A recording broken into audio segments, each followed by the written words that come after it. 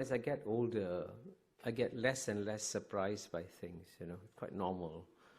But one thing that's really surprised me is that on the one hand, the United States has clearly the freest media in the world, the best finance newspapers, the best finance television stations in the world.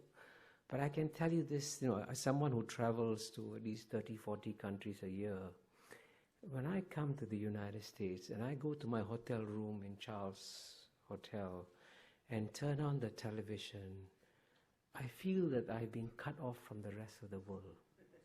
And literally, the insularity of the American discourse is actually frightening.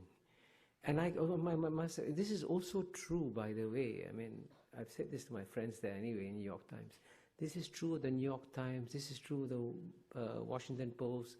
This is true of the Wall Street Journal. There is an incestuous, self-referential discourse among these newspaper journalists and so on and so forth. And they reinforce each other's perspectives and end up misunderstanding the world. Because, the one key point I emphasize is that the era of Western domination of world history was a 200-year aberration. It's coming to an end. And as a result of it, you've got to learn to understand non-Western perspectives in the world. And it's actually quite frightening that in many ways I find American intellectuals behind intellectuals, including in Serbia, where I just was, or Greece, or in Istanbul, because they are much more aware of what's happening in the world than most American intellectuals are. I don't know how to solve that problem. But unlike the United States of America, the Chinese do not believe in proselytizing their beliefs.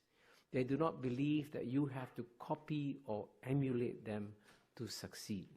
And they also believe that it is far better for people to admire and respect them for their deeds rather than to pay attention to their words.